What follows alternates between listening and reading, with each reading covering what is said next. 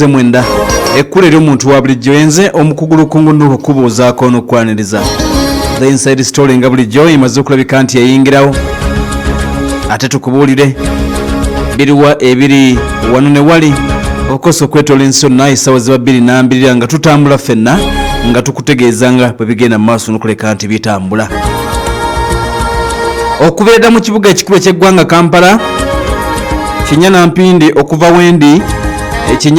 okuva wendi mukulembeze eggwanga General Yoweri Kaguta Museveni mulengeddeko wano ne kale yesinna mulengera nenengeddeko ababaaya be abamukuuma basazeeko dda wano ewaffe ali ku kisaawe wano ekyawudi Kampala wasuubirwa n'okubeerawo omukulembeze eggwanga ya Tanzania President Samia Hassan Suluhu Kampala Uganda. Kakati tugenda kulabika nti atuweza twetegereza ebintu nga bitambula ku mutindo obukoso ogw'ensi yonna munda mu ggwanga erya Russia gye tujja okutandikira Putin abadde ajaguza emyaka 72 egy'obukulu Ukraine n'emuweereza ekirabo. Bakutte mu sisitimu y'eggwanga ne bagikyankanya TV zonna ne zivaako ne rediyo tojja byogerayo. Kakati ate ne bamuddamu ne bamusannyalaza Crimea bakubyeyo aba Ukraine embeera ebadde munda mu ggwanga erya Russia n'abakulembeze okwetoola ensi yonna abamuweereza obubaka ajaguza emyaka 72 egy'obukulu Vladimir Putin nga bwe bibadde.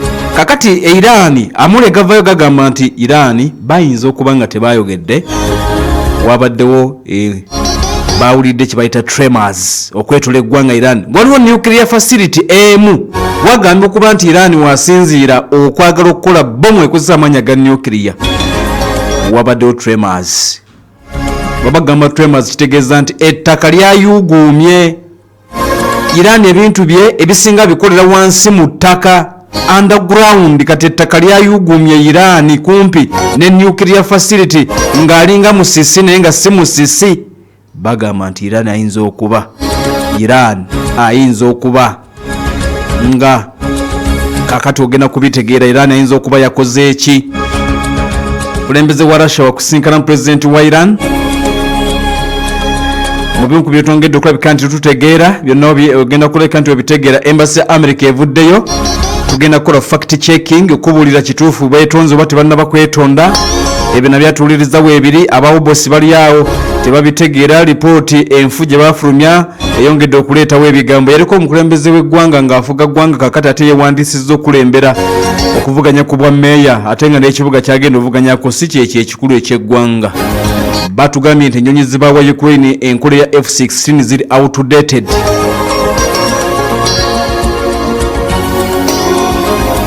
Byonna tubirina ku meza yaffe ya The Inside Story. Twongedde okwaniza ataddeko mu kibuga ekikulu eky'eggwanga Kampala. Bannaffe abatufuna obutereevu nga musinziira emitala w'amayanja mwena mwebale okulabika nti ate mutuliriza nga bulijjo tusooka ne twejjukanya ne tusimbula oluvannyuma.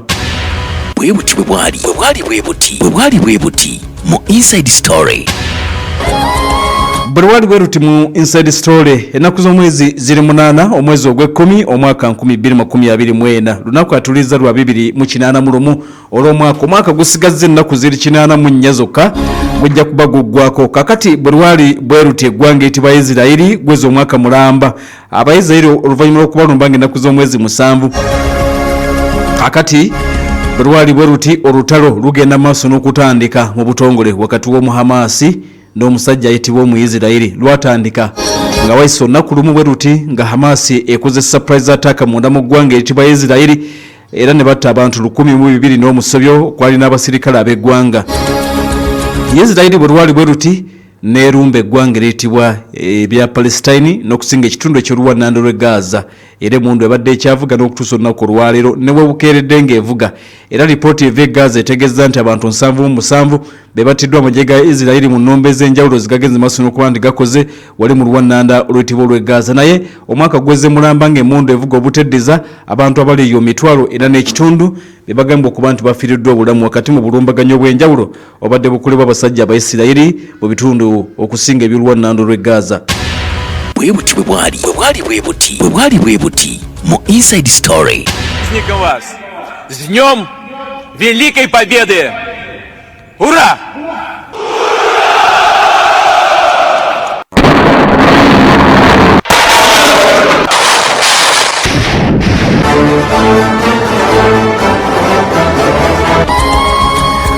Kopal FM ekulera omuntu wa bulijjo 107 akatonze mwenda netwongera okeka nti tukwanizaako omukwano gwaffe ali wulinga otuliriza akaseera kano kennyini webale nnyo webalire ddala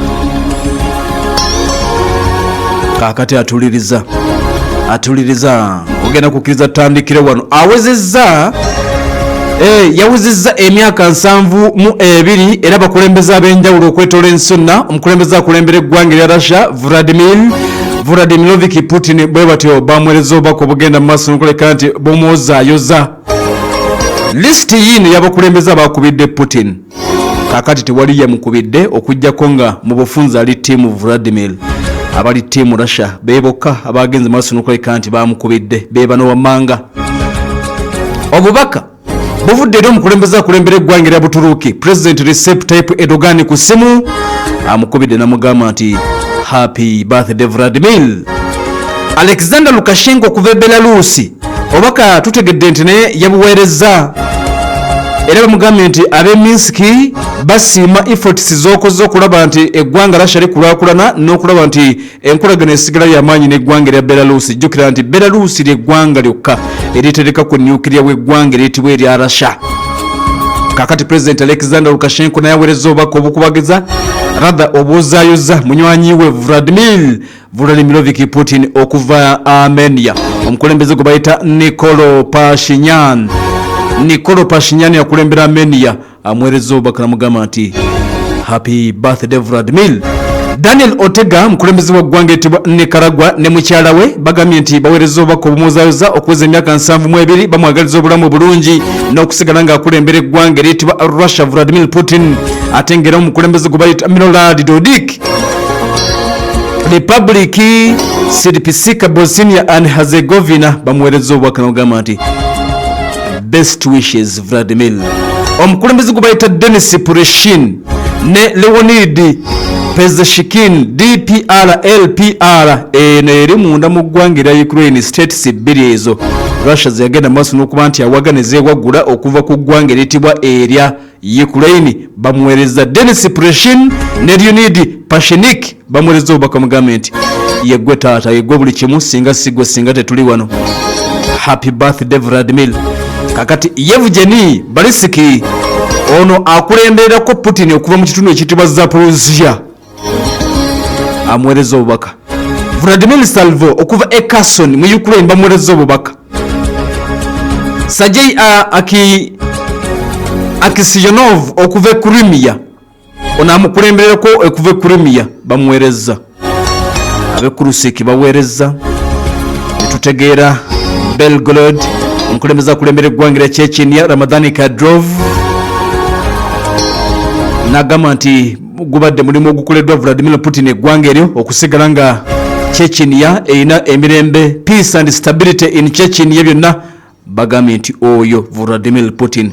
Abakulembeze okuva UAE tutegedde nti obubaka babusindise n'okuva mawanga nga Pakistan okuva mu Kyrgyzstan n'amawanga atuliriza amalala bwe gatugaweereza omukulembeze eggwanga erya Russia Vladimir Putin emyaka 72 bagimwagaliza bamwozaayozezza okuweza emyaka 72 nga mukulembeze w'eggwanga eryitibwa erya Russia. Yazaalibwa emabega eri twakutegeezako nti omwaka gwali gwa 1952 ekitundu ekyo kye baali bayita Leningrad mu kaseera kano kye kibuga kye bayita St Petersburg munda mu ggwanga eryitibwa erya Russia. Now kakati ng'otegedde ababadde bamwagaliza akaseera akalungi n'obulamu obulungi nga bwezezza emyaka 72 oba olewo n'okusigala ng'akulembera eggwanga eryitibwa erya Russia. Kakati Ukraine bamwereza obubaka babadde bwanjawulo nnyo bwenyagala okubuulira.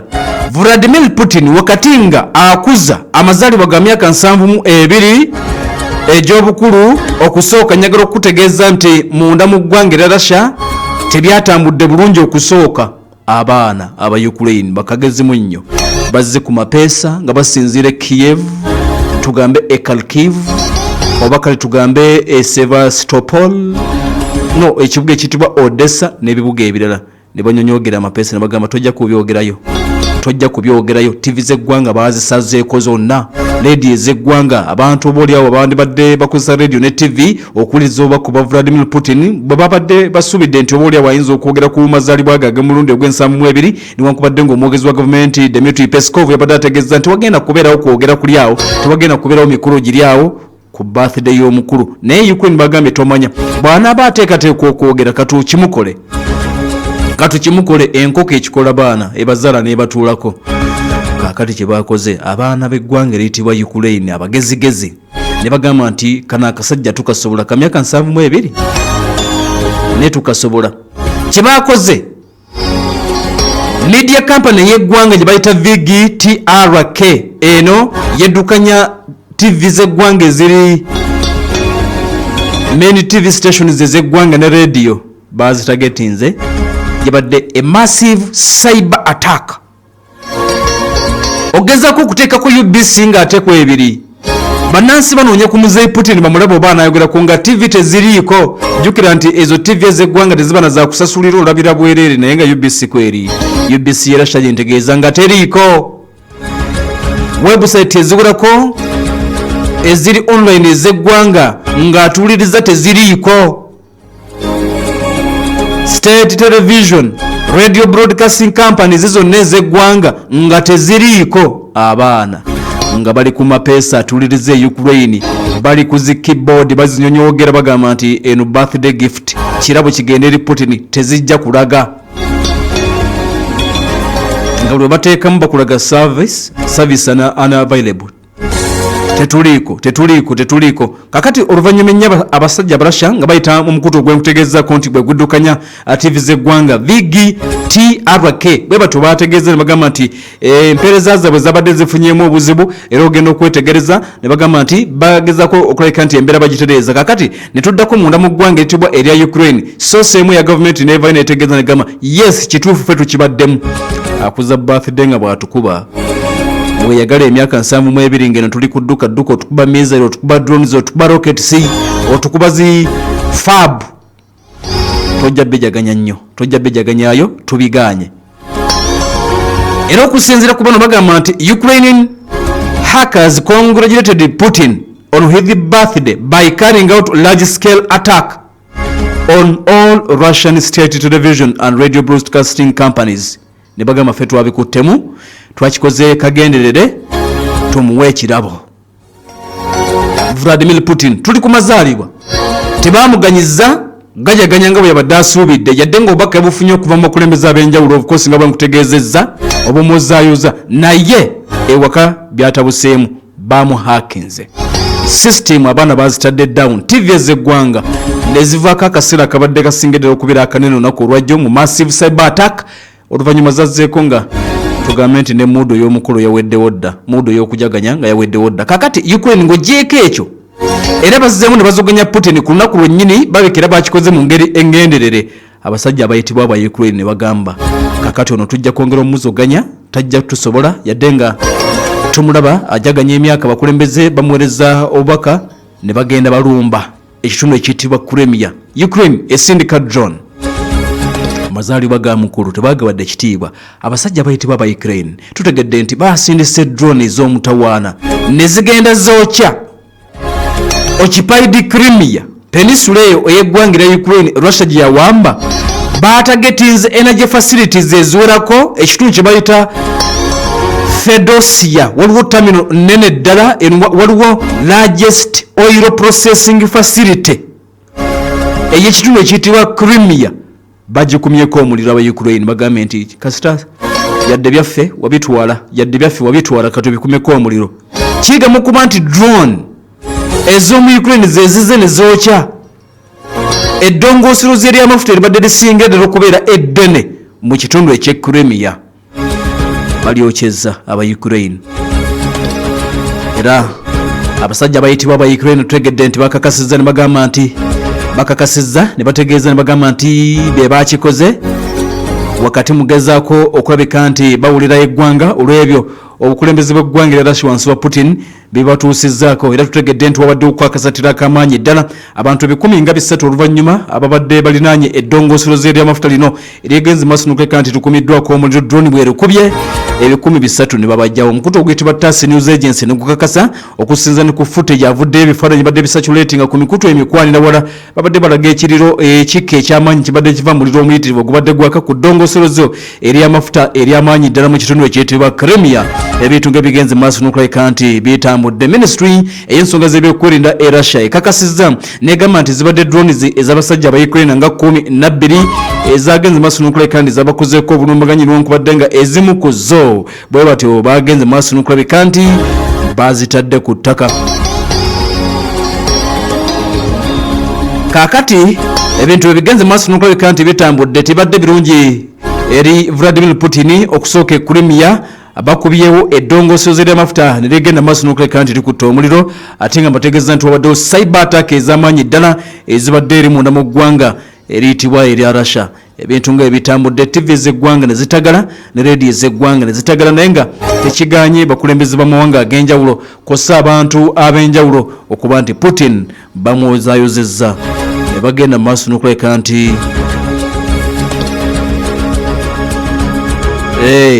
bamuzaayozezza okweza emyaka 72. Abamu ku Barasha bagambye nti oyo yezza kakati bamuyisezza ekitiibwa ekiweebwa omukulembeze okuntikko munda mu ggwanga erya Russia bagambye nti kakati ali ku level yazza Vladimir Putin. Tugenda kwongera ebirala eby'e Russia kubanga tulengera Russia wakati mu nnomba zaakoze batugamba nti alina ekifo kyayo kyezza ate era nga kibaddemu ennyonyi eza F-16. Katwongera obbiraba ataddeko Pala FM ekkulira omuntu wa bulijjo.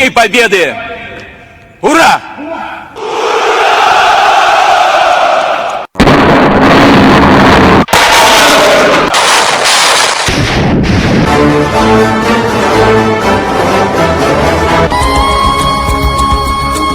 Bonna bwekyali wosinzira okulabika nti otuliza era n'okutugoberera weebale nnyo weebalire ddala akaseera kano kennyini.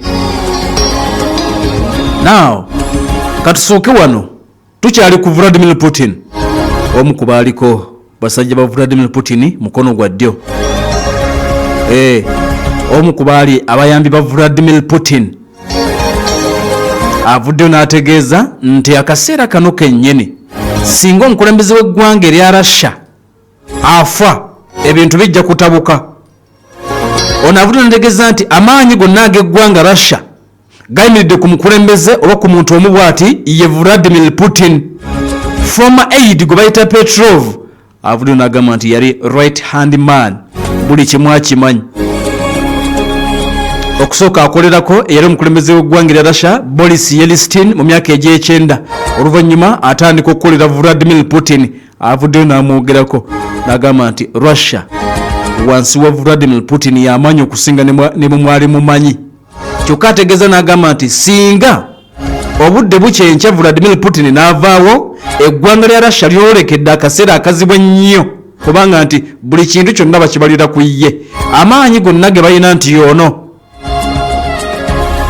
Kati avuddeyo n'alaga okutya eri Abarasha n'abagamba nti mwekaabireko oyo waaviirawo ebintu birungi si birungi. Bano bonna be mulabawo ba Shoigu ba Gerasimov baani abo nna temuli omusajja ali omu ayimiriddeko eggwanga erya Russia ye Vladimirovich Putin. Singa agenda maaso n'okulabika nti avaawo biyinza obutaba birungi yadde omulundi ogumu n'akatono. Kale nno mulina okugenda maaso n'okulabika nti oba oliawo mulowooza ku biseera by'eggwanga erya Russia ebyo maaso. Naye ng'avuddeyo n'ategeeza Petrov n'agamba nti Russia is stronger than ever mu kaseera ka Vladimir Putin nga mukulembeze w'eggwanga eryo eriyitibwa erya Russia. Akaseera kano ebintu ng'etwongera okulabika nti tubirengera. Bwe n'ataddeko Pala FM ekkulira omuntu wa bulijjo. Akati amala tugenda kulabika nti tugategeera mu maaso kubanga mbategeezzaako nti omukulembeze eggwanga erya Russia bwe tunaba tutuuse ku bya Iran nabyo tusuubidde okulabika nti tubikuwa maaso awo. Bwe tunaba tutuuse ku bya Iran waliwo ensisinkano etegekeddwa wakati wa Vladimir Putin omukulembeze eggwanga erya Russia n'omukulembeze eggwanga erya Iran. Naye nga sofa bwe bityo babiri ennaku nga zigenda maaso n'okulabika nti zitambula okutunayo ku wakati mu ddwaniro nga webiyinza okulabika nti byabadde bikyatambula. Emundu of course ekyavuga ng'oggyeko bye nkubuulidde wakati mu ddwaniro emundu ekyavuga era kigamba okuba nti Abarasha baliko enfo ez'enjalo zibagenda maaso n'okulabika nti bawuttula wakati mugezaako nti okunoonya ennyonyi za F-16. Abarasha tebagezaako okunoonya ennyonyi za F-16 abasajja aba Ukraine we bagambye okuba nti bazikwese. kati nti Abarussia bagezako okuleka nti bazinoonya. Okitegeera ebintu ng'ebitambula bagamba nti banoonya ennyonyi z'abasajja we bazikwese yadde ng'ennyonyi zino zaaleetebwa mu Ukraine naye kibadde kikyaludde okuwulirwa nti oba oli awo zireeteddwa ziri ku front line kirwawo okulabika. Kati waliwo emizinga ebiri ekika ekya Kinzhal egigenze maaso n'okugamba nti gikubiddwa mu kitundu ekiyitibwa Kiev ekibuga ekikulu eky'eggwanga. Ukraine Air Force bategeezezza nti emizinga ebiri ekika ekya Kinzhal bagitadde ku ttaka. Putin ne Russia babadde bajolekeza ekibuga ekiyitibwa Kiev ekikulu eky'eggwanga nga bwe bitambula. Ataddeko ekkulira omuntu wa bulijjo. Kale n'ebirala tugenda kwongera okuleka nti tubyetegereza naye nga webale okutuuliriza. Naye nkujjukiza bannaffe aba Bilal Islamic Secondary